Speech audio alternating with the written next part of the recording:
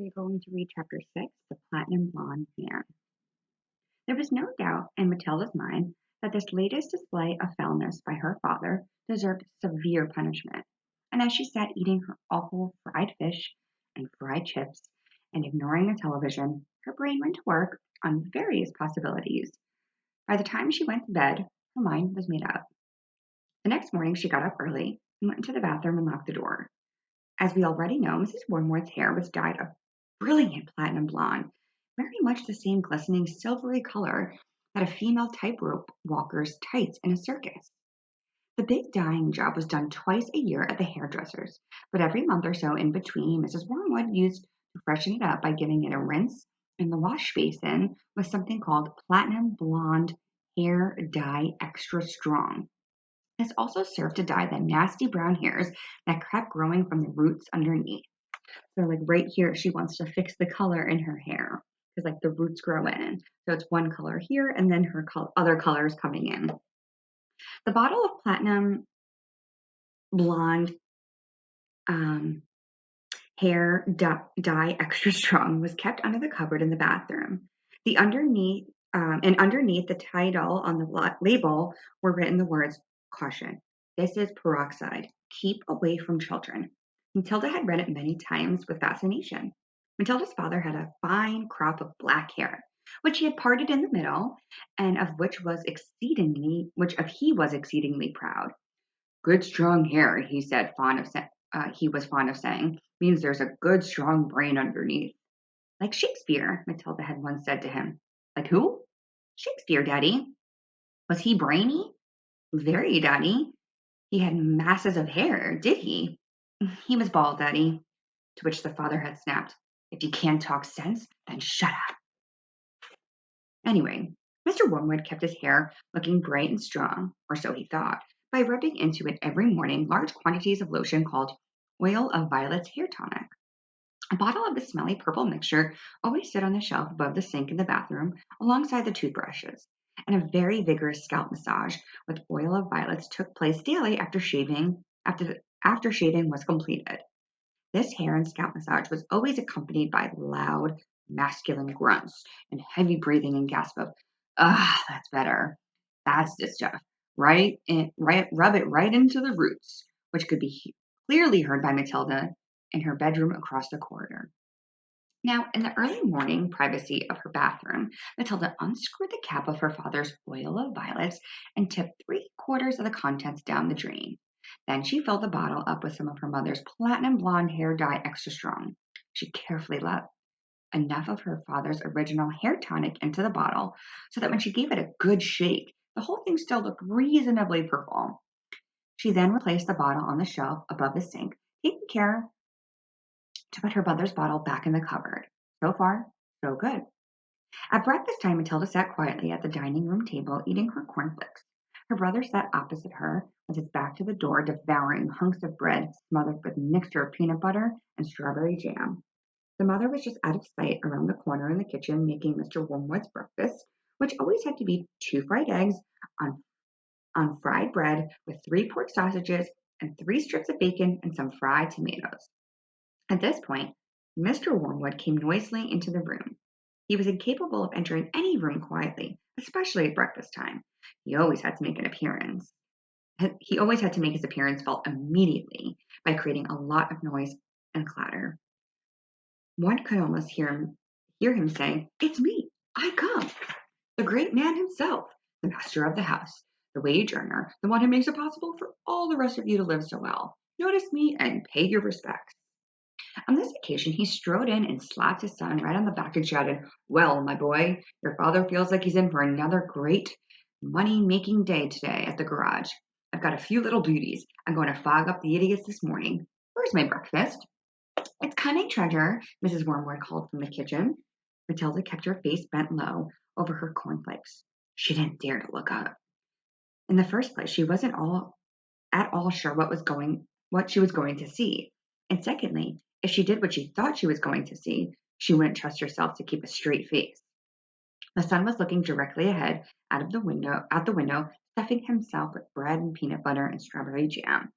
The father was just moving round to sit at the head of the table when the mother came in, sweeping from out from the kitchen carrying a huge plate piled high with eggs and sausages and bacon and tomatoes. She looked up. She caught sight of her husband. She stopped dead. She let out a scream that seemed to lift her right up to the air, and she dropped the plate with a crash and a splash onto the floor. Everyone jumped, including Mr. Wormwood. What's the matter with you, woman? He shouted. Look at the mess you made on the carpet. Your hair, the mother was shrieking, pointing a quivering finger at her husband. Look at your hair. What have you done to your hair? What's wrong with my hair, for heaven's sakes? He said. Oh my God, Dad, what have you done to your hair? The son shouted. A splendid, noisy scene was building up nicely in the breakfast room. Matilda said nothing. She simply sat there admiring the wonderful effect of her own handiwork. Mr. Wormwood's fine crop of black hair was now a dirty silver, the color this time of a tightrope walker's tights that had not been washed for the entire circus season. You've, you've, you've dyed it, shrieked the mother. Why did you do it, you fool? You look absolutely frightful. It's horrendous. You look like a freak. What the blazes are you talking about? The father yelled, putting both hands in his hair. I most certainly have not dyed it. What do you mean I dyed it? What has happened to it? Some sort of stupid joke? His face was turning pale green, the color of sour apples. You must have dyed it, Dad, the son said. It's the same color as Mom's, only much dirtier looking. Of course he's dyed it, the mother cried. Can't change color all by itself. What on earth are you trying to do? Look Make yourself look handsome or something? You look like someone's grandmother gone wrong. Get me a mirror, the father yelled. Don't just stand there shrieking at me. Get me a mirror. The mother's handbag lay on the chair at the other end of the table. She opened the bag and got out the powder compact. She had a small round mirror on the inside of the lid. She opened the compact and handed it to her husband. He grabbed it and held it before his face, and in doing so spilled most of the powder all over the front of his fancy tweed jacket. Be careful, the mother shrieked. Now look what you've done. It's my best Elizabeth Arden face powder. Oh my God, yelled the father, staring at the little mirror. What has happened to me? I look terrible. I look like you gone wrong. I can't go down to the garage and sell cars like this. How did it happen? He started around the room, first at the mother, then at the son, then at Matilda. How could it have happened? He yelled. I imagine, Daddy, Matilda said quietly, that you weren't looking very hard and you simply took Mummy's bottle of hair stuff on the shelf instead of your own. Of course, that's what happened, the mother cried. Well, really, Harry, how stupid can you get? Why didn't you read the label before I started splashing the stuff all over you? Mine's terribly strong. I only meant to use 1 tablespoon of the whole basin of water, and you've gone and put the whole all over your head neat. It'll probably take all your hair off in the end. Is your scalp beginning to burn, dear? You mean I'm going to lose all my hair? The husband yelled. I think you will, the mother said. Peroxide is a very powerful chemical. It's what they put down the laboratory to disinfect the pan, only they give it another name. What are you saying? The husband cried. I'm not a lavatory pan. I don't want to be disinfected. Even diluted like I use it, the mother told him. It makes a good deal of my hair fall out. So goodness knows what's going to happen to you. I'm surprised it didn't take off the whole top of your head. What shall I do? Wailed the father. Tell me quick. What do I do before it starts falling out? Matilda said, I'd give it a good wash, Dad, if I were you. Soap and water. You'll have to hurry.